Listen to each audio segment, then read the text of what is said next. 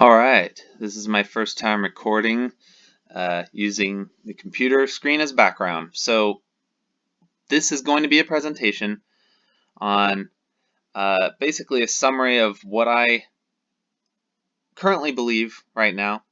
Not so much the conclusions, but the rationale behind all my conclusions. I tried my best to generate an outline for the rationale behind all the conclusions I currently have. And the definitions I'm using and how I understand things. So what you're seeing right here is not that. This is just I'm not citing any sources, and none of my ideas are original. So I'm sort of showing you where my brain is kind of coming from. I was homeschooled in grade school, and in junior high and high school, I went to this Catholic school, Colby Academy, and then another Catholic college, Franciscan University. I majored in philosophy. I since then have deconverted from Catholicism, but that's a conclusion. What I'm really going to focus on is my rationale behind everything. So I read this book, Great Conversation. I'm in the middle of reading Maps of Meaning. I briefly skimmed through the CTMU PDF document. I finished Sapiens. I'm almost done with Homo Deus. I watched all of the Cosmos series. I watched most of the Free to Choose series. So yeah, if any of you are familiar with any of these things, will give you a general picture of where my brain is coming from. So all the topics that would be included in these things, I'm very familiar with, and I do think about on a regular basis. So let's get going to the meat and potatoes of the matter here. So I wanted to start just like Rene Descartes, just what can I really know, and then try to branch everything from there to have a solid foundation. Observation 1, no one doubts that unpleasant sensations exist when they're experiencing them. There's a quote from The Matrix, humans define their reality through misery and suffering, Agent Smith tells Morpheus as he's torturing him. And then even a Nine Inch Nails song, Hurt, I believe is the name of the song. He says, I focus on the pain, the only thing that's real. So I think that's a good baseline where there's really no doubt. So we'll call that subjective experience, and subjective experience itself is limited to the actual present. You could also notice that there's some red and blue going on here. That's the most generalized theme, is the red and blue theme. I think hopefully you could infer the association. It's very hard. It will take this whole document to explain that, but I think you'll figure it out as we go along. So suggest this local space-time here and now is, where subjective experience exists. Observation 2, our only tool for valid inference is logic. A equals A. There's really no escape out of it. There's really no point in having a conversation if you're not going to accept those tenets. Even coherent communication is invalid if you don't accept that premise. So we believe objective inference can extrapolate to a theoretical past and future. So whenever a crime scene is being investigated, we infer what happened in the past. When we look at that trend, we try to extrapolate it into the future when stockholders try to make predictions on what stocks will go up or down. So all of that is, blue text. So non-local space-time there, and then things away from us, things that aren't, in the self, I guess. So I realize the self is even further back than what we directly experience. So it's, those are both observations that we just went over. The self is the observer, the person hearing this, or the person experiencing the experiences. What is observed can be divided into those two colors. The things that are observed directly and indirectly. Kennen and Wissen are German words for knowledge that already have their own separate words for knowledge for those two different types of knowledge. Known intimately, and the words is wissen, and like the pain is kennen, and those compose the whole world, because there's the self and the world. The world is what's observed. The self is not part of the world. That's from Wittgenstein. I have these two parallel descriptors here. So demonstration is required for apprehension of content, meaning you don't know the color red unless you see the color red. Even if you read a whole book on it, you have to see red to understand the content of red. And, it needs to be demonstrated to you. To distinguish is to outline the detectable characteristics of an object. I wanted to put difference here, but distinguish is only possible when there's variance in the content. On the other hand, in the blue category, description is required for understanding of structure. To define is to outline the measurable properties of an object, or define the limits, I should say. So that's basically, you have this field of content, and when you define something, you're kind of drawing a line around it. So you see, a field and you see animals, you draw a line around the animal you're talking about, and that's how you define it, and then you can describe it. The further description, the better you have understanding of the object, whereas, if you apprehend something, it doesn't necessarily mean you understand it. You can see the color red and not understand it, whereas understanding has to do with, it's, my retina interpreting light frequency, etc., etc. Now, by thing, I mean any object of desire, fear, or interest, or consideration, focus, and attention. We'll definitely go deeper into those blue and red terms. But yeah, any object of those verbs. An object is any demarcated variable, an actual parameter, a particular individual member of any constant, a theoretical graph, universal category set. So each of these words corresponds to the other. So actual versus theoretical, parameter versus graph, particular versus universal, individual versus category, and then a member of a set. So by object, I'm talking about the red that's contained in the blue, essentially. Blue being the theoretical, red being the actual. And red being, directly observed, and the theoretical kind of being posited in the background of the mind. So being is like, this is where I'm going to kind of flesh out the red. So distinct sensations must be experienced and remembered for a preference to be generated.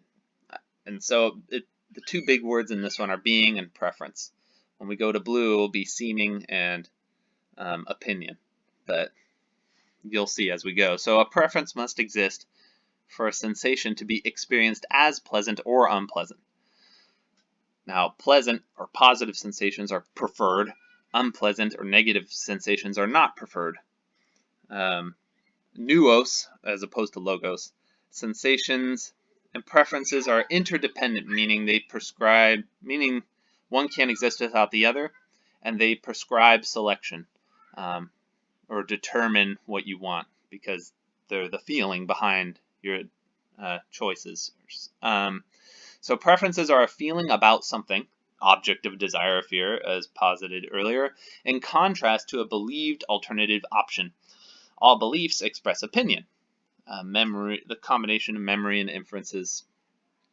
Feelings, sentiment, emotions, all basically referring to the same thing, are a complex given, and exist only in sentient systems. So I'm basically defining sentient here as any system that has feelings or emotions, and which are given. They're not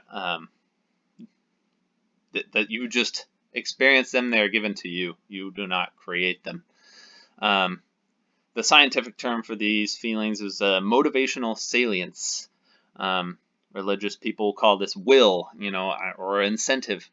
It has two aspects: desire, so you're being pulled towards something, you find it rewarding, or aversive, you fear it, or you're trying to push away from it, you're being pushed away from it, or it's like a punishing feeling.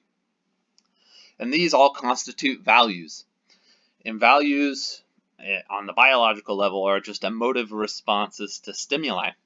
And they have a biological advantage, which is voluntary locomotion or volition. And contrast this with an only involuntary locomotion, which would not allow or permit an organism to net gain by choosing a present cost for future benefit. So if I, am subject to having my hand only touch the stove, and then having it just reflexively lift off the stove, I will never have the option to, get a huge chunk of gold in boiling water and just decide to suffer through the pain because I know that the gold will be more rewarding later on. Like, that requires that choice, that experience. You're going to feel pain, but pain is sort of the consequence of that freedom to decide against it. Now we're in the seeming category. So seeming, opinions. Distinct perceptions must be experienced and remembered for an opinion to be generated. An opinion must exist for a subsequent perception to validate or invalidate it. So valid opinions accurately predict perceptions, and invalid opinions inaccurately predict perceptions. So just like there's pleasant and unpleasant sensations, there's valid and invalid opinions, and each of those has its function. The whole point of perceptions is to generate predictions. It's kind of like a map. The blue is the map to the red. So instead of nous, we have logos here. Perceptions and opinions are interdependent. One can't exist without the other. And they describe options rather than prescribing selections earlier. This is just describing what the options are believed to be. So opinions are a thought about something, an object of consideration or focus, whereas the feelings are a feeling about, preferences are a feeling about something. The opinions are a thought about something, in contrast to an uninteresting alternative selection. So you have to choose what you're considering is the thing you're interested in. You can't consider everything constantly. You're always choosing something, or else you can't focus on anything. And interests express the preference, which are composed of experiences and dispositions. So thought, reason, cognition are all basically a simplified reflection of the red and exist only in rational systems. Now, biological terms or scientific terms, we call this an intelligible idea, a representation, kind of going back to Schopenhauer, will and representation. This is the representation side. It's estimated probabilities. There's varying degrees of confidence. It's not like the red sensations, which you just know and are given. It's a reflection. This is where facts reside. All facts, true or false, are abstract mental constructs. And facts also have a biological advantage of navigation and manipulation of an organism in its environment. We call this agency. Now contrast this with fact blindness, which would not allow or permit an organism to succeed in avoiding future costs and seeking future benefits. I always go back to, the accuracy of a hypothesis if you're running full speed and you see a brick wall, you have a hypothesis that brick wall is real and will stop me, or it's just a projection and I can run right through it. If you have your facts straight, you'll have an advantage. You'll know to slow down if it's real, and you know to run if it's not. And that's people who say that there's no, your truth is my truth. Like, there are objective facts and they are either true or not true, and that will play out in how accurate your predictions are. It will be validated or not. So there's no point in playing the everything's subjective only. Like, we're in the blue category when it comes to seeming, and it has, there will be a degree of error, but no model will be 100% perfect, or it ceases to be a model. So now, when you combine that red and the blue, kind of get the purple, which is the outcome. So, or in this, for humans or for people, it's the algorithm. can be expressed as an algorithm. So a choice consequence is a selection. So a choice is a selection from options. That's what choice means. And you could even say the consequence results from the combination of one's intentions and predictions. So that's why I have them in brackets here. Now, more scientifically phrased, you would say output behavior results from system weights processing input sensor data. The signal, or a pattern sequence, is inducted. The verb induction is to kind of code or process the information. I put code interpretation here, and then that results in an outcome or a task execution. Now, this is why I have these color codes here, because they are all saying the same thing essentially. A decision is recognizing, evaluating, and responding, or attempting to affect oneself or one's surroundings. Action. So now I have these two. Voluntary locomotion, which we talked about earlier. Volition is any behavior that results from a decision. And navigation or manipulation is any set of decisions that utilize a route or a means to an end point or a goal. A means to the end. So that kind of separates, an active agent or, somebody who's conscious but is incapacitated. That's what we mean by agency. Now, success is defined as the attainment of a goal or the achievement of an aim. And this is really good to know because all the following words only mean anything in relation to success. So needs, advantages, tools, and obstacles exist only in relation to success. Because if you take success out of the equation, these words have no grounding whatsoever. They're essentially have no function. And same thing when we try to measure efficiency, waste, safety, or risk. Well, it's safe from what, or risk of what, efficient for what. It's only in relation to success, and success is very broad here. It can mean any goal. So a lot of times when people are arguing back and forth about this kind of thing, they're having different endpoints in mind implicitly, and they never even got to that point in the conversation. So even the word good only has meaning in relation to a specific, usually implicit goal or aim. The word good, if it's not good for something, it's good for nothing.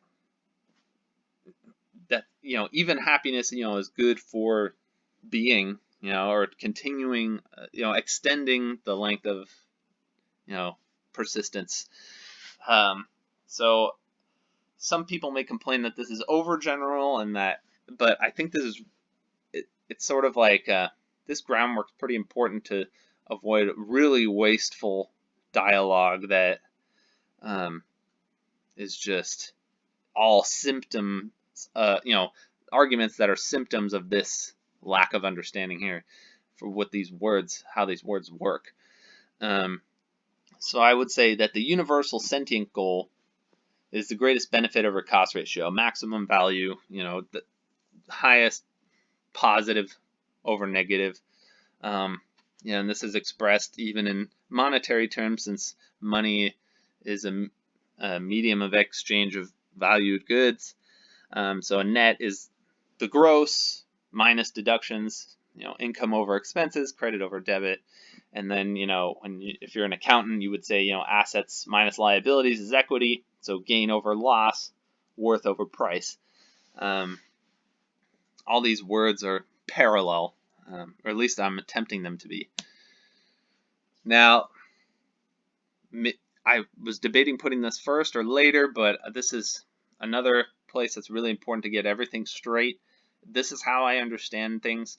A lot of this thanks to Wittgenstein and how he explained language games, and also to Heidegger for his investigation into meaning. The function of language is communication. Communication relays a message to an interpreter via a common medium. A message is coded information. Meaning is the result of interpretation. So I think Wittgenstein said that meaning is use, And Heidegger said that meaning is a background where an object becomes intelligible. I've tried to combine that into a meaning is a message. The meaning of a message is its indicative function. So it can be predictive, it can be descriptive, or it can be prescriptive. And I got this development. I wish I could remember the philosopher's name, but I did not invent this. But he posited this historical development, the source of names starting from index, like a storm cloud indicates bad weather in the future. An icon is sort of a crude drawing of a storm cloud. Symbol is, a more generalized or even disconnected image that represents, or is common to everyone to represent a storm cloud, and all of these are signs. So he said, this is the development of signs. I feel like indicator is a little more broad, and then that devolved down into names because we pronounced them, and then we just would represent the pronunciations. So that includes all words and all terms. Terms function as an object referent, and we talked about object earlier. Any object of consideration or desire, and these can be clear and specific or vague and ambiguous. I should have included Peter Kreeft's Socratic logic, which was also really helpful to me, especially in this area. I should have put that earlier in the PowerPoint. Propositions express a relationship between terms, and this relationship is true, false, or incomplete. And you can also express propositions via Venn diagrams, which is a lot more useful, and you find out errors much more quickly and what you can infer. So I believe the propositional structure is subject is predicate, and subject is all, some, or none, and the predicate is always, sometimes, or never. I should say the copula always is sometimes or never. Man is mortal. You say all man is always mortal. You can swap those out. I'm sticking to some and sometimes because always and never are absolutes, and we don't have access to enough information to say absolutes on almost anything. And whether or not these are explicitly said, they are implicit in every, man is mortal. We're filling it in the back of our minds, all, some, or none. So the copula is implicitly designates the following relationship. So I can't define the word is because is always in every definition. But you can replace it with functionally equivalent to, or can be accurately defined as, or for all intents and purposes, or with. So you could say, man can be accurately defined as mortal, or man is for all intents and purposes mortal. And then you can keep going within the set of, man is within the set of mortal beings, or exhibits the characteristic properties of, or has been observed to be, or at this level of analysis. Like, a lot of people try to say, there's no such thing as the self. Well, yeah, at the level of atoms there isn't, but at the sociological level, definitely. Purely rational inferences implicitly assume all else equal. So this is a principle I learned in economics where, if you're positing this proposition, sometimes positing the proposition changes the circumstances. So we're trying to limit these rational inferences with this giant assumption, like supply and demand curves make this assumption. But, if you raise the price of something, sometimes that also changes people's perception, which is an external factor and changes the graph. So all else equal, it sort of keeps things within the nice, neat confines of the mathematics of words here. So we have exist at some time and some space. Exists at some moment and some location, has some duration or some extension. Anything proposed to exist, quote, beyond space and time, never existed anywhere, and is thereby excluded. Because as soon as you say it existed somewhere, or it did exist at some time, it's within that time-space. So time-space is much too broad, at least for how humans think, to posit any being outside of it. which for a lot of people and how they define God, there goes God, or the supernatural. I mean, not that's just how I understand it now. Everything I'm putting here is subject to change. And essence, I would just summarize as any and all characteristics of any object. That's its essence, its definition, essentially. But its definition not imposed upon by a human, but rather what the characteristics actually are. So this all comes full circle back down to philosophy. Philosophy starts in wonder and awe and curiosity. It's an attitude towards the truth. You see the color codes come right back, and I think it's definitely relevant here. So philosophy, from the Greek, love of wisdom. It's an attitude towards wisdom. It's a desire for wisdom. It's caring to know what the truth is, essentially. And, that caring is itself reality, and that's why, the color code follows through to this next row here, models of reality, equivalent to theories of phenomena or pattern of events, laws versus states. We extrapolate laws from what we observe. We extrapolate patterns from the events we observe. We generate a theory based on the phenomena we observe. And this goes with cause and effect too. Causes are never observed; they're always inferred from the effects. We only have direct access to effects. The map of the terrain. The terrain is what's real. The map. I mean, all of science is the map. And a lot of people say, well, subjective experience can't be scientifically proven. Well, the whole point of science is to make a map of it. The map will never be the subjective experience. Which, who knows? I don't know. I hope they make further progress in that. Once they kind of decompose the functions of the 80 trillion celled brain. I doubt it. So science, deals with facts. Art deals with values.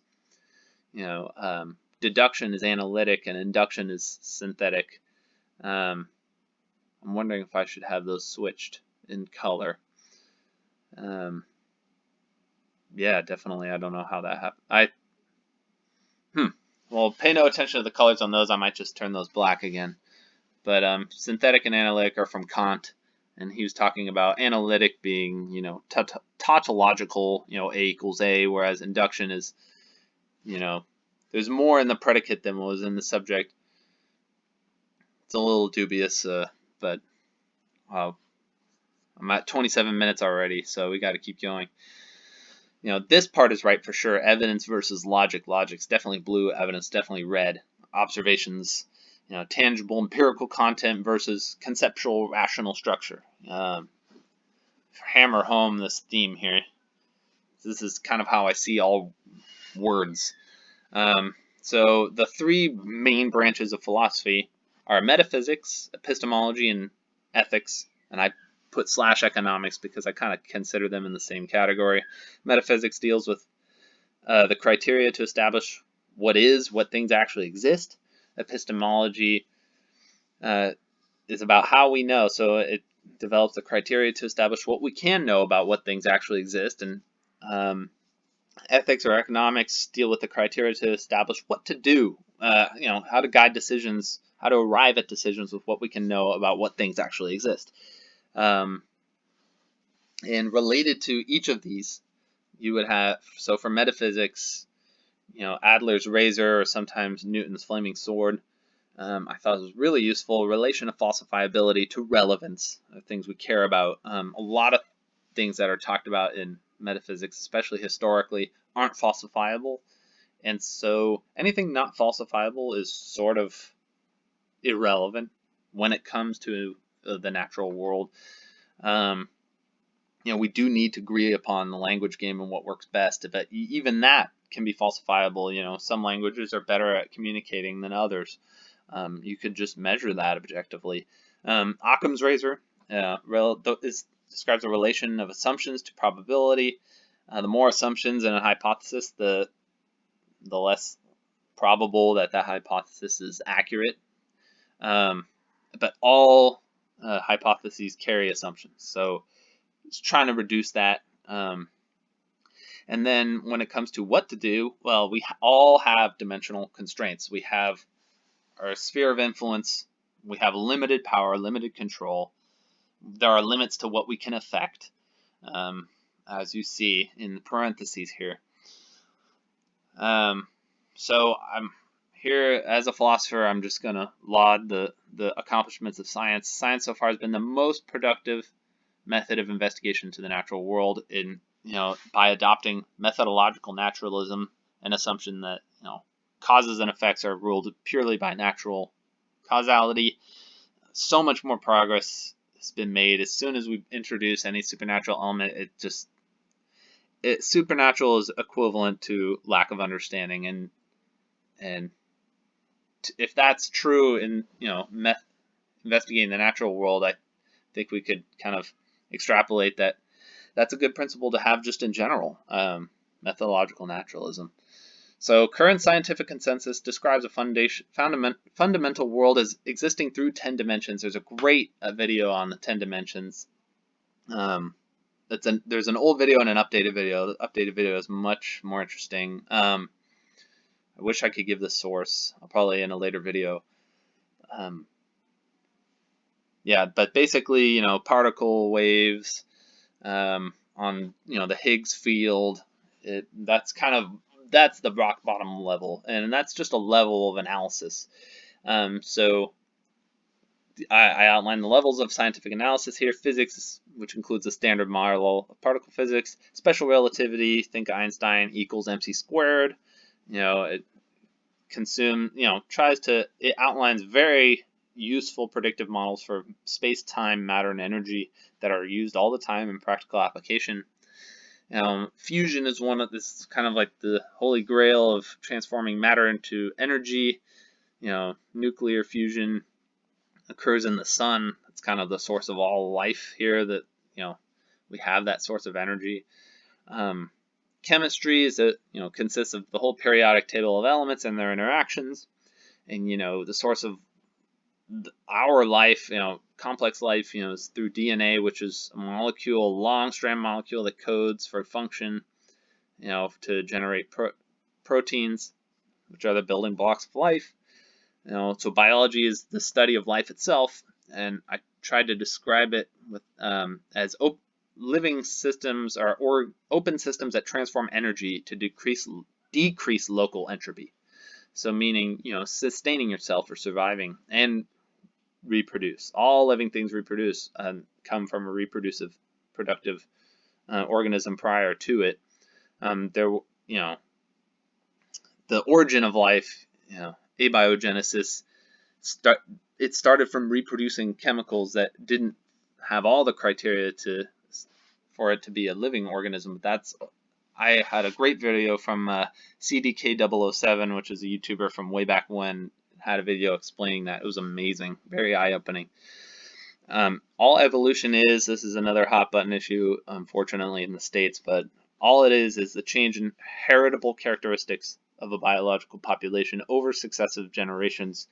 We all know, natural selection pressures generate adaptive change, and that's only possible because as offspring are, born, there's genetic mutations, which are basically copy errors because these, molecules are not perfect, and that's a lot of information to code perfectly. And the ones that are more fit to reproduce more, and that's passed on. And that is all relative to whatever the environment happens to be. And we need that, energy source of the sun and a stable environment to have life propagate at all whatsoever.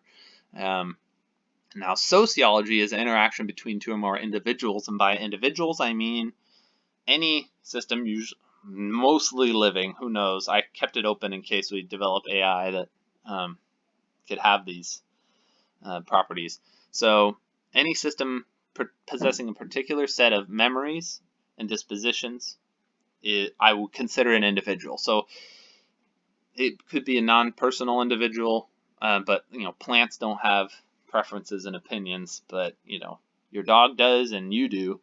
So I would consider them an individual, social individual. Now, how do we interact? I have some suggested principles and precedent for optimal social interaction. Now, this only applies to people who have these capacities. So anything outside of any systems that don't have these capacities or don't exhibit these capacities, they're not even taken into account. Like, we're not taking into account rocks, because rocks don't have a sentient or rational capacity. Now, I know not all people have empathy, but empathy is the norm. It's not like people who don't experience empathy have a dysfunction, essentially. At least that's the common conception. So empathy should correspond in direct proportion to another sentient capacity. So the more something else is feeling, the more you should feel empathy towards that system. Now, consent is the empathetic principle of interaction expressed in respecting individual liberty. So, you're not going to interfere with anybody's life unless they consent to it. And the reason why you would even do that or follow that at all is because they are sentient and then you empathize. Obviously, if you don't empathize, this doesn't apply to you. Everyone has an emotional quotient. What levels of emotions and the range they could feel, and that will impact how much empathy you feel. Now, same thing with reciprocity. Reciprocity should correspond in direct proportion to rational capacity. Ownership is the rational principle of interaction expressed in respecting individual property. So things people own, you own yourself, you own the things you buy, the money you earn, and you expect that to be reciprocated. And that reciprocal principle only applies to rational animals, or to the extent that they're rational. Obviously snails, lower organisms don't have that higher concept of ownership, and so they're not going to care if you walk on their lawn. They don't own it. I mean, there are some animals that do, like, packs of wolves, like, own property, I guess. But that's kind of stretching it. I should know more about other animals, but being a human, I'm very human-centric here. Now, here are further definitions and distinctions. I couldn't put this as color code because I could never get it right, and it might not even be applicable. This is like the epiphenomenon here. This is past the roots and into more speculation and inference and scientific perspectives. But this is how I see things. So I guess you could say these are some conclusions, but I think these are the most useful definitions to go by. So they're not quite conclusions yet. They're just definitions. And and in a debate with anybody, they can set whatever definitions they want. This is what I mean by these words. So this is just fleshing out what I'm trying to convey here. So I would, and kind of the presuppositions I'm going with. I guess definitions and presuppositions and distinctions. So I would say IQ level determines whether or not an individual is socially an adult or a minor. That's, to me, the whole reason why it matters to make that distinction. IQ level is also the primary distinguishing factor between animals and people. It might not be that. It might be people's ability to trust each other and cooperate flexibly. I was just reading that from that Homo Deus book. But that seems to be the case anyways. So given uncertainty regarding sentience, it's best to err on the side of caution. If we don't know if an animal can feel pain or not, it's best to err on the side of not inflicting harm or damage to it, just in case. But if we're certain that they lack the necessary substrates, then obviously we're fine. An individual is responsible for, or owns, an outcome in direct proportion to the extent that it was a consequence of their behavior, to the extent that they had a causal role. So, and this is, if you hit a kid with your car, even if you didn't mean to, you're responsible. If you built, a sports car for yourself, it's yours. If you own the materials and you designed it, that's something you own / are responsible for. An individual that is responsible for an outcome is also culpable for it in direct proportion to the extent that the outcome corresponded to their intentions. So if somebody's culpable if they meant to hit that kid with their car, or if they meant to make crummy vehicle, versus if they put in an honest effort, then they're only responsible, not both responsible and culpable. And I would say that fundamentally, parents are biologically responsible for their children. Breeders are responsible for their offspring. If you're a farmer and you breed other animals, I would say that there's less responsibility on those animals. As parents, there's more responsibility on the breeder that is directly responsible for it. And this also applies to, rape victims. They maybe biologically have a responsibility, but they're not, culpable. But we need to decide who takes ownership of this caregiver role. And I say anyone responsible for the dependent state of another owns the caregiver role. This applies both for parents and children, because parents are dependent until they're adults and on many levels. And if you happen to injure somebody and they become dependent, you have to be the caregiver until they get back up on their feet again. I think that's, that makes sense. Now, on a more general level, I would have put a space here, but securing reciprocal rights to individual liberty and property logically entails the obligation to respect them. You can't have rights without an obligation on the other side. Social contracts, agreed upon terms and conditions, are valid to the extent that the affected parties consent to, or are fully informed of and authorize, all the consequences resulting from the agreement. This is stuff everyone already knows anyways. I'm just trying to phrase it in a way that you can't generate some hypothetical scenario that puts a hole in it. Now, social penalties function as both a deterrent to contract violations and as a method of attempted proportional reimbursement. If we agree on private property and then you destroy my private property, there will be agreed upon penalties for that. This is where the whole concept of what is justice comes into play to be answered. Attempt reimbursement, fix the vase you broke, or we could even add further penalties that they previously agreed upon. If you're going to be in this town, we cut the heads off people that break people's vases. If you agree to that with full consent and you broke somebody's vase, they can punish you up to that.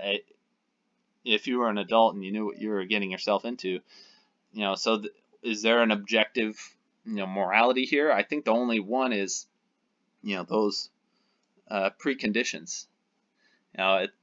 Morality is that's a much hairier problem, and I think that it'll be less hairy the more we all understand these principles, or at least come to an agreement on the principles. Whether that's the key there, is that congruence, whatever the principles happen to be. Now, these definitions, aggression and defense, I really worked on to make as useful as possible,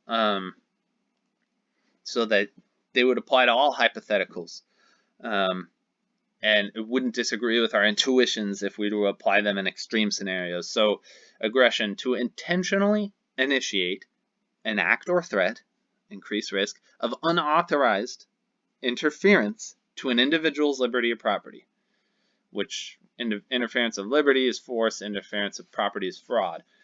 I think we can call that aggression. We can call defense a response to aggression that intends to neutralize and or prevent the unauthorized interference with the minimum amount of force and fraud necessary. It drives me nuts when these anarcho-capitalists are saying, we can gun down whoever steps on our lawn, and I'm like, well, not really, because that's more than the minimum amount necessary to prevent unauthorized interference of your property. So they're just being stupid. Now, what if two rights are mutually incompatible? So I feel like Maslow's hierarchy of needs should be the arbitration standard between any mutually incompatible exercise of liberty or property. So if somebody needs food, but you have private property surrounding a source of food, they have a right to violate your property, by walking on it to get their food, because the need for food is higher than the need for, maintenance of your lawn.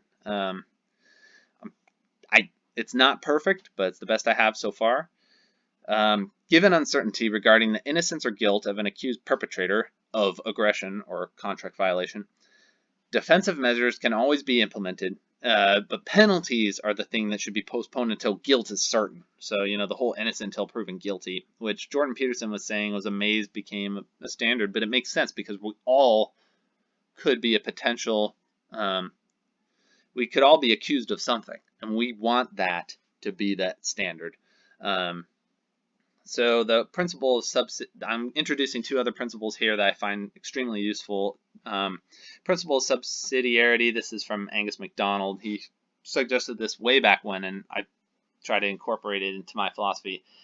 Expresses the direct correlation between an individual's responsibility for a state of affairs and the individual's capacity to affect that state of affairs. So responsibility.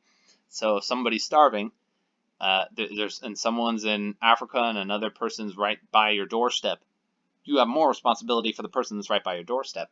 And if you have all the time in the world and you're a millionaire, or if you're trying to feed a hungry family and you work 12 hours a day, there's more responsibility on the person who has more to spare. Essentially, it's just expressing that relationship. The principle of usufruct, I think it's a Latin term, expresses a distinction between unauthorized use of property and unauthorized interference with property, because use does not necessarily entail interference. If somebody's spotting a house and they weren't allowed to go in that house, but nobody else is in that house, and the house is spotless before and after, what damages are you going to seek? There was no damages done. Now, this whole potential loss of rent thing doesn't work for me. And, this goes into the whole problem of taking ownership of locations versus land. I have not figured that one out yet, but, yeah, it's interesting. So I'm going to start off with the thesis, antithesis, and then synthesis somewhat. I'm more in the antithesis category right now. So I'm starting off, I'm picking Roman Catholic because that's where I came from, and I'm picking Constitutional Republic because I'm in America, and we're supposedly that. The Roman Catholic Church is a religion that aligns morality via scripture and faith and advocates a theocratic aristocracy, benevolent dictatorship, essentially. Constitutional Republic state is a politic that outlines laws via tradition and authority and advocates a democratic meritocracy, kind of, capitalist, we're going to do what we're going to have laws that everybody wants. I try to have the words correspond here, church and state, religion and politics, morality and laws, scripture and faith, tradition and authority. Now I'm going to do my antithesis here, which is, as a secular atheist, I consider morality without God as a preferable ethical alternative where no theistic deities are required and the rejection of fraud as its foundational principle. So I say atheist in the sense of specifically only theistically described deities that are, that intentionally created the world and take an active part in listening to our prayers, etc. There could be some CTMU, Chris Langan style ultimate processor god of whatever, but the common perception of idea of God is the one that I am an atheist towards, but I'm not atheist towards any and all possible gods. Now, as a voluntarist anarchist, I spelt that right, it is voluntarist instead of voluntarist, I consider law without government as a preferable economic alternative where no rulers are required and the rejection of force as its foundational principle. So, rulers, anarchist means without rulers. Rulers are people that, commit aggression, essentially, impose their will upon others. This one's a little more hazy. How can you have a law without government? Well, some people think, how can you have morality without God? It's pretty easy for an atheist to answer. And for me as an anarchist, I watched a couple videos on YouTube that really explained how law could be sustained without a government that was, rests on the back of coercive taxation. I know that Benjamin Franklin actually even tried to make this happen, but because they needed taxes to fight the British, they felt like they had to force the people to get taxes or they'd be enslaved by the British again. So, it's been tried. It's an ideal. It may not ever occur, but it's the shining gem to aim towards. essentially, where all interactions are voluntary. That's what voluntarist is, and secular just means rejection of the supernatural, which, being defined as beyond space and time. Now, since I was 16, I had my theories on the Trinity that were extracurricular to the Catholic dogma, and so I've sort of tried to, synthesize everything I've learned since then with what I was thinking then. So I had Father, Son, and Holy Spirit. I designated as eternity, truth, and love. Truth because it was unbeatable and because Christ said he was the truth. Eternity just being itself. So eternity defined as absolute.